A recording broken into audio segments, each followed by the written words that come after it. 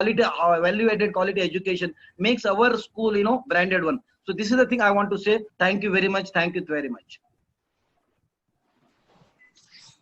My goodness, listening to Dr. Riker is like revisiting somebody walking encyclopedia, or if I don't exaggerate, I think it is almost like sitting in a F-16 cockpit and listening to him. Thank you for your compliment.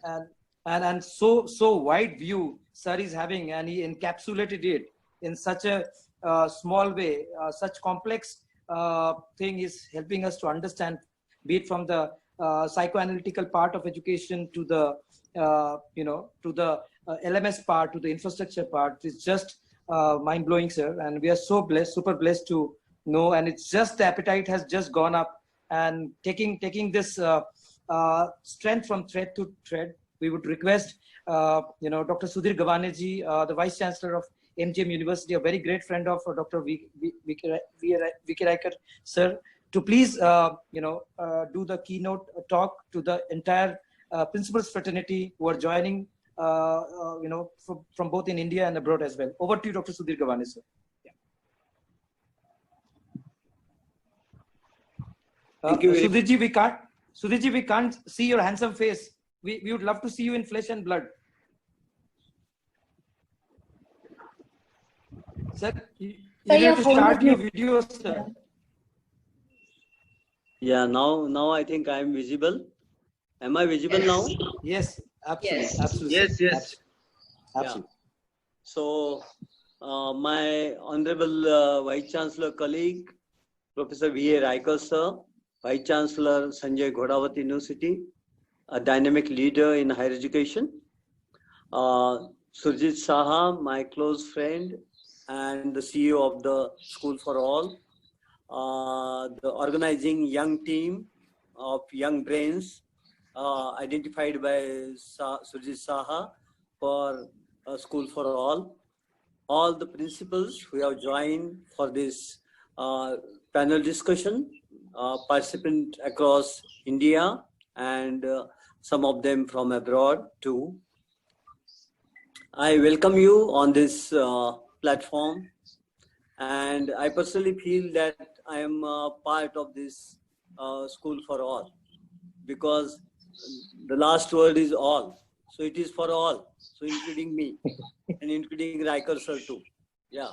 So it's the School for All. So thinking for all, working for all, cooperating to all, co-creation for all, joining all institutions across the borders, within the state, across the state. So it's a global platform by all means. Yeah. So I'm very happy that our Riker sir has rightly posed some of the issues we are going to face due to COVID-19. And it was a compulsion of time. And we all people, because all principals are here from the schools, we must remember that this COVID-19 is a zoonotic disease. Zoonotic disease which has come from animals. Why they have come from animals? It is because we have, attacked the biodiversity. We have attacked the nature. We are the destroyers of the nature. And therefore, nature is giving us such shocks. And United Nations Environment Program has repeatedly saying that in next few months and years to come, many more such zoonotic diseases are going to attack humanity. Why? Because there is a biological control into the nature, that all the viruses coming from the animals, they are biologically controlled so that they will not reach to human beings.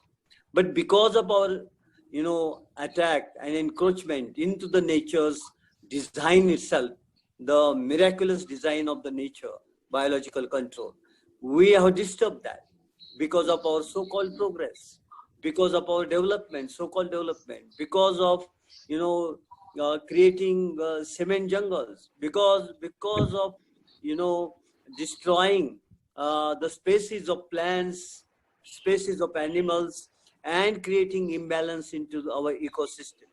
So it is our duty that every child coming to the school, every school, should be taught about the importance of the protection and preservation of the nature, importance of the preservation of the biodiversity, contributing to the preserving the ecosystem, ecological system of ours, and its importance for the existence, very existence of the all animate world and even inanimate world too, because we are exploiting a lot natural resources. So that is also disturbing. So therefore, we have to protect the mother nature, mother earth, and we have to contribute to the preservation of that, preservation of biodiversity, and that education is the premier education nowadays. If you are thinking for the wellness and betterment and meaningful education for the present and future generation of humanity. That is my first message to all of you. Protect nature, educate about protecting the nature, green habits, green lifestyles. All these are eco-friendly lifestyles, eco-friendly food habits, eco-friendly travel, eco-friendly education, eco-friendly principles, eco-friendly theories. Even, for example, you are learning a science, chemistry, learn green chemistry. If you are learning a physics, understand the importance of green physics. If you are doing something into food, then go for natural food. Then the nanotechnology, if you want to employ that, employ the nanoparticles of the natural products of the nature. So nature is the mother of everything, animate and inanimate world. And if you do not preserve that, it will be highly dangerous to humanity. It will be a self-suiciding move of so-called intellectual species of the Mother Earth.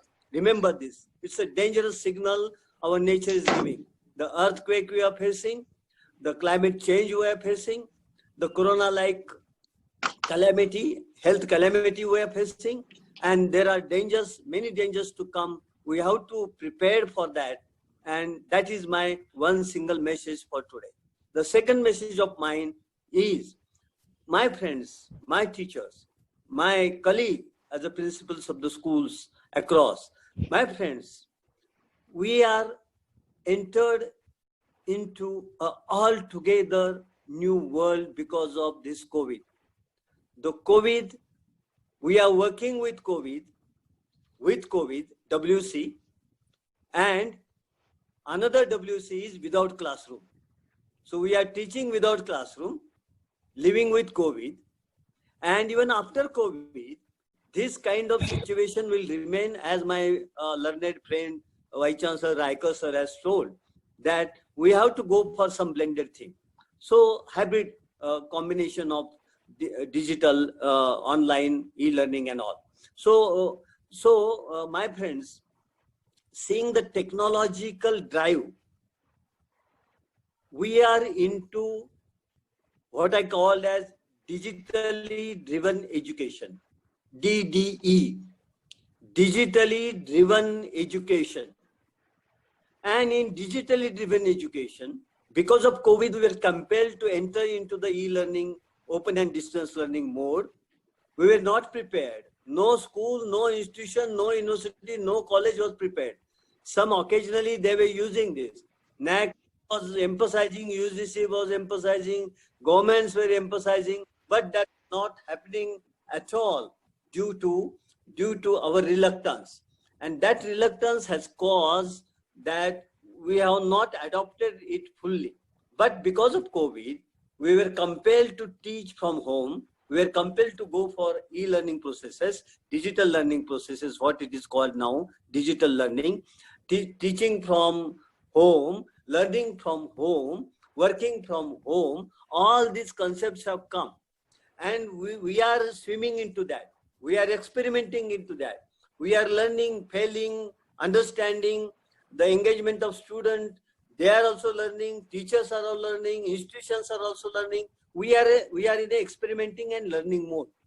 But that has given us some knowledge, some skills to improve upon. So I have seen one chemistry professor of a college in Mumbai. she has arranged in home itself, use one plastic chair to tag, to hang the mobile phone with the rope. And she created a board on the wall. And she was teaching like she was in a classroom. And she used to move the rope that according to her direction of movement, and that was visible to all. She said that with low cost, without any investment, resources available at my home, I have started teaching as if I am teaching in a classroom, and my students are happily engaged and interested in that kind of my class. So we need such committed, highly spirited and knowledgeable teachers who, whatever the problem comes into their way, they will find out the solution. That is the spirit behind a good teacher, quality teacher. So I was telling you that what is happening now, we are using virtual teaching from home virtually. We are using virtual labs are there. So whatever practicals you have to do, you can do through virtual labs. Virtual labs are there. And at present, different platforms of which Raikal sir has made mention. Swayam platform is there. Swayam Prabha is also there. There is a Sakshat platform, the Swayam Prabha and Swayam platform created by the President Modi government. But before Modi government, there was a Sakshat platform created by the UPA 1 and 2 under Manmohan Singh. And that was, National Mission on Education through ICT. And through that, lot of things were created by IITs in India. And those, virtual laboratories, virtual practical conducting infrastructure, digital infrastructure, virtual infrastructure is in place, and universities and colleges can utilize that. They were not used as much as expected, but now this is the time that we should go for virtual teaching learning, virtual laboratories for doing virtual practicals, virtual examination. The proctor examination is being now conducted. All universities are going for that. Schools are also going for that. Test, virtual examination, virtual evaluation, virtual result, and virtual certification. So this is a virtual travel, and altogether the revolutionary change in our system of education. And therefore I call it as digitally driven education. The driving force is the digital technology, and therefore we are changing the way in which we were teaching for decades together. That has to change, and we have to adapt to the changing situation. We have to cope up with that. Unless and until we change ourselves, change our mindsets. So there was lockdown. So unlocking was started by the government. Unlocking. So what about the unlocking of our minds? It is locked. So let us start unlocking of our mindset also. As a teacher, as a student, as a learner, as a parent, as a society, even as a management of the institution. So digital infrastructure is the need of the hour, and we have to go for that. Now, what is happening, I will take 1 or 2 minutes to explain that. What I call it as, Facebook model of education we are going to face. In next 5 years or so, every human being on this earth, that is 738 crore people, will be connected with each other through smartphones. Now 85% are connected. So 100% it will happen when the governments will support this, subsidize this, remove the taxes, and so that it will be affordable for the common people to purchase a smartphone, or the MPs, MLAs and governments can give to the poor families, below poverty line family children, that gift that smartphone. That is possible, and that is going to happen in next 5 years or so, less than that even. So the digitally connected world is being called by Eric Schmidt, is a Google's former chief executive of the CEO of the Google. He has said the new digital age is very landmark book about this new digital age, and in that book he has said that we are entering into a digital world, network society world, where everybody on this world will be connected with each other. And that is going to happen soon. So now the other trend which is coming up strongly and which is going to become a mainstream, that is ODL, open and distance learning. In open and distance learning, the OER, open educational resource. Open educational resource means, open means for free. You can download the videos, you can download the e-books, you can download the reports, you can download the research papers, you can download the classes conducted, content created by the teachers. So everything is for free, no tuition fee. So we are entering into the MOOC economy of the education, where massive online open courseware will be available. Now I have just taken the review last week, that there are 10,000 plus courses, means subject, what we say as a subject, courses are available, created by the top universities in the world, from Stanford to MIT, Boston, to Cambridge. Every university is there across the world. So they have created 10,000 MOOC courses, wherein the philosophy is, the funda is, knowledge is for free and testing by fee. So quality knowledge created by quality professors will be available for free. We do not have to pay the tuition fee. But if you want to test your knowledge, you have to pay the fee. Knowledge is free, testing by fee. And that is going to be a new model of education for school and even for the universities and colleges too. So in this, any student of any country from any place can learn anything at any age, at any time. So now in Stanford University, one of my LinkedIn colleagues is there. He was telling me, Sudhir, you know, in my university, at the age of 19, my undergraduate students, girl student has got patent at the age of 19. So graduation, undergraduate degree by research. The CU Nadar University is offering such undergraduate degree by research in India too. It has started that. I welcome that. So we have to offer such program. And now there is a possibility that at the age of teens, 19, 18, 20, anybody, if he is outstandingly brilliant, then he or she may get doctoral degree by doing the basic and breakthrough research. There is a possibility. No yardstick, no conditions, just quality of knowledge which you have created. Even the grassroots farmer doing some experiment into agriculture technology at his farm, he will also get such kind of degrees by his research contribution, meaningful research contribution, and that will be accorded with the doctoral degree by the universities, or the master degrees, or the undergraduate degrees by the universities. So knowledge is open, the sky is open, the disciplinary boundaries are going to be cracked down, and even the school students are doing miraculous jobs working on a digital platform, and they have become entrepreneurs at the age of 16, 17, 18. We have to understand this spirit and the change, drastic change, dismantling the present system and creating the new system. So we have to understand that, and therefore I am saying in years to come, we are going to face a Facebook model of education, where as on Facebook we can upload, we can download, we can post anything. Likewise, knowledge of any kind, of any discipline, anybody can get for free.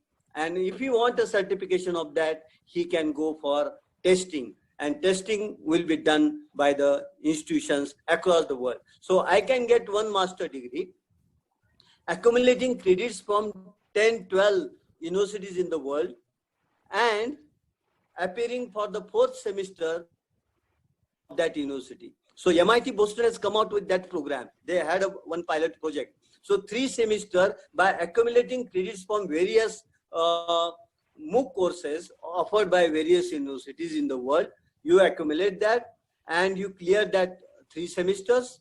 And for 1st semester, you will be given admission to the MIT Boston. and there you will do the research project, and through research project you will be awarded a master degree of MIT Boston. You are saving 3 semesters living cost, fee cost, that is amount 1.5 crore, and within just 50 lakhs rupees, if you get a scholarship, you can go there and complete your master degree of institution of that reputation, international reputation, global reputation. At the same time, parallelly, you can do some other degree.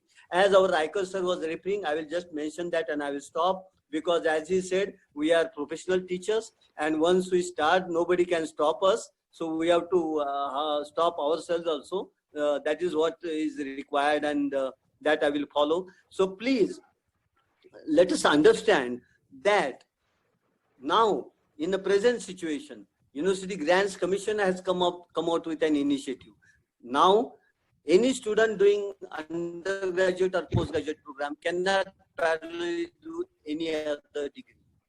But UGC has given thought to it, and almost they are on a decision mode that one student who is doing physical one program in one university like Sanjay Godawat University or my MGM University, parallelly he will be doing another graduation degree or the PG degree through online education, e-learning mode or digital learning, what it is presently called as, and he will get 2 parallel degrees within that limit of his 2 years period or 3 years period, whatsoever it is. So in a particular 4-6 years period of my youth, I am able to acquire as many degrees as I'm competent for, I am energetic for.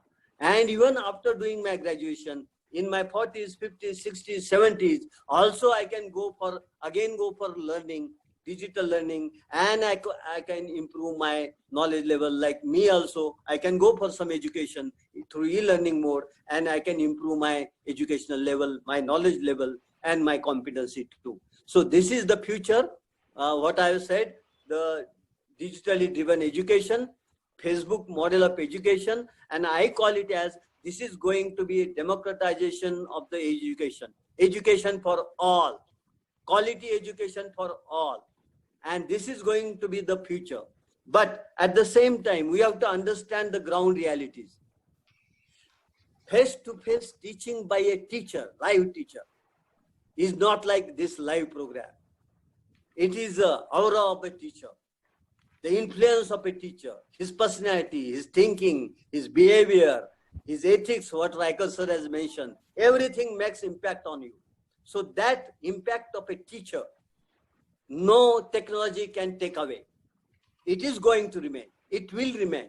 So, but it will be a blended model, hybrid model, where we will have the physical teaching in the classroom, physical classroom. At the same time, digital classroom will be virtual classroom. Through that, we will be teaching. And there will be third component, that corporate classroom, where I will go personally into the industry, in the industrial sector, where I want to work in bank and whatsoever, and I will learn their practices.